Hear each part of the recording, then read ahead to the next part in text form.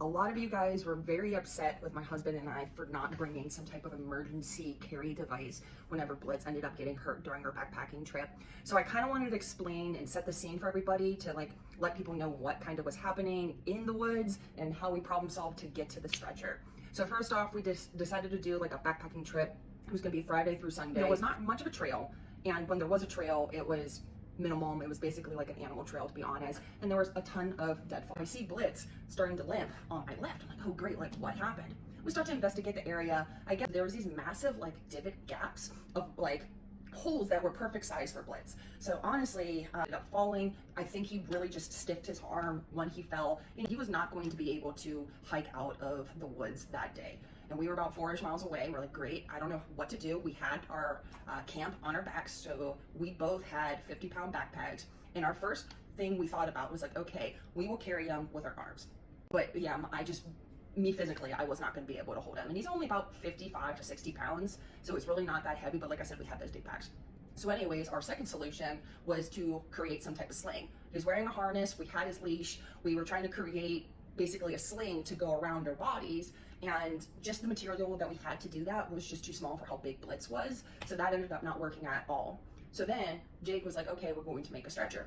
So when we we decided to go the stretcher route, there was a lot of trial and error when it came to the beginning of that. We were trying to find, shorter sticks. There was only longer ones. We didn't have a saw or a knife or anything to make anything smaller, so we just had to use how big the deadfall was on the ground, which made it really hard whenever we were hiking with Blitz going through the woods. And with that, we decided to also figure out using paracord and also our clothes to make this kind of hammocky thing. So when we originally did it, we used just the paracord and just started strapping as many times around as we possibly could, and then just laid the clothes on top. Well, that actually worked for a couple miles, but then eventually, with just like I said, the sticks were really big. I was hitting the trees as we were going. You could tell the hammocky part was starting to get loose, and Blitz was starting to fall through. Luckily, we caught it before he fell through. Anyways, we noticed, it was like, okay, we're gonna have to fix the stretcher, a little bit different type of setup. So what we've noticed is Jake remembered that he had zip ties, and I was like, okay, we can use those zip ties to really close in some of the stuff.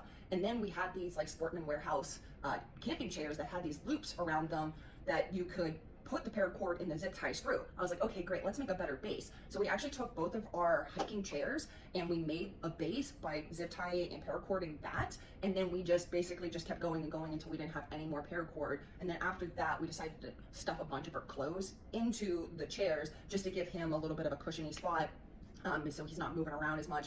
And that way worked perfectly. The zip ties were a big game changer. It just allowed the paracord to stay tight even when I was hitting the sides of the trees and stuff. And then some of you are probably wondering how I was filming. Well, because the stretcher had to go around my body, I actually was able to snuggle my hips where the sticks sat, and because I have these girl hips, I was actually able to hold the stretcher without holding the stretcher with my hands. I still suggest bringing a emergency type of sling backpack or something. Anybody has any recommendations on what they do whenever they go out hiking? And do they bring a backpack, a sling? Blitz is about 55 to 60 pounds, so is there one that supports him well? So anyways, I just want to let you know how we made the stretcher, how we got to the stretcher. It wasn't just like we thought of it and we rolled with it. We were out in the woods probably for another hour and a half just problem solving to figure out what was going on, and what was going to be the best thing to do for